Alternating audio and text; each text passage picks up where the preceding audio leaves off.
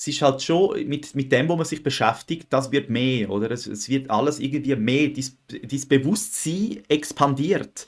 Und wenn in deinem Bewusstsein Angst ist oder Negativität ist, das expandiert. Und deine ganzen Filter, das ganze RAS, das retikuläre Aktivierungssystem, ich habe es glaube ich richtig gesagt, das ist ein Filter, den wir im Hirn haben. Das ist wie ein Algorithmus im Internet.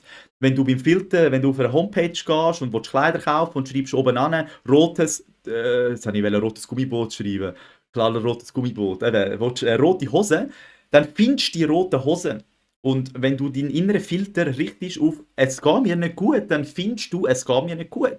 Das heißt, es kann dann auch sein, dass wenn dir irgendjemand, eben, dass du dich dann beleidigt fühlst, wenn dir jemand möchte helfen, dass es dir wieder besser geht, oder? Weil dir geht es ja nicht gut. Oder? Es ist dann eigentlich alles eine selbsterfüllende Prophezeiung, dass du in dem Gefühl, wo du bist, bestätigt wirst. Und das merke ich halt auch immer mehr. Und ich selber versuche wirklich, mich nicht mehr in negative Gefühle zu geben, auch mich nicht mehr mit Negativität abzugeben.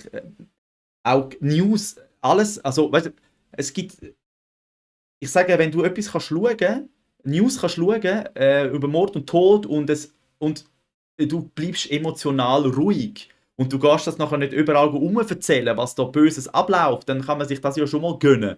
Aber die meisten Menschen sind nicht so innerlich stark, sondern es triggert sie irgendwie und das wird weiterverzählt und jedes Mal, wenn man dann etwas Negatives gehabt hat und sich dabei schlecht fühlt und das mit jemandem anders erzählen, dann fühlt man sich wieder schlecht, weil dann ist man wieder in der gleichen Situation. Und ich habe da für mich einfach gemerkt, das muss aus meinem Leben, weil das zieht mich ab. Und ich will nicht negativ, ich will nicht, dass es mir schlecht geht. Weil, wenn es mir schlecht geht, ziehe ich mehr an, wo es mir schlecht geht. Und das habe ich einfach für mich erkannt.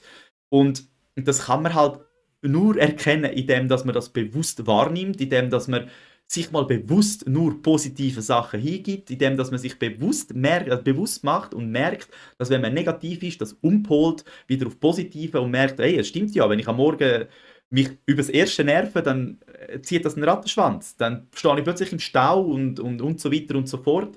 Und das sind halt einfach Sachen, wo man sich, äh, man muss irgendwie an sich arbeiten. Oder ich darf an sich arbeiten. Und das ist eigentlich auch etwas Schönes, weil es wird auch immer spannender.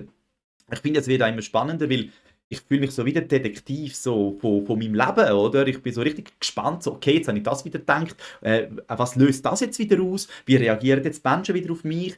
Und ich bin schon selber am versuchen, mir Gefühl zu geben, dass ich auch muss schauen, wie die Menschen reagieren. Und ich merke es auch immer mehr, oder? Das Beispiel habe ich auch gemacht oder habe ein Video, wo ich mir selber innerlich keinen Stress mehr gemacht habe, wo das zu meinem dominanten «Ich will, dass das so ist» geworden ist, zu meinem Sein. Das ist ein Teil von mir geworden. Ich lasse mich nicht stressen.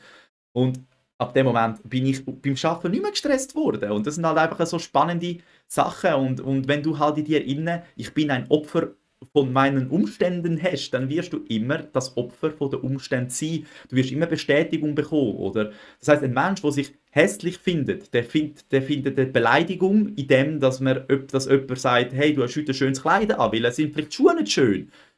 Wieso nur das Kleid, oder? Aber jemand, wo positiv ist und sich schön findet und der sieht dann, du hast ein schönes Kleid als Kompliment, weil der kommt niemals auf die Idee, dass jetzt die Schuhe nicht könnten schön sein, sondern dass mein Kleid schön ist.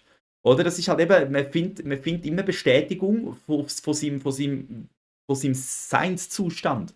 Und das ist der Bogen zurück zu «Wieso klagst du dann nicht?»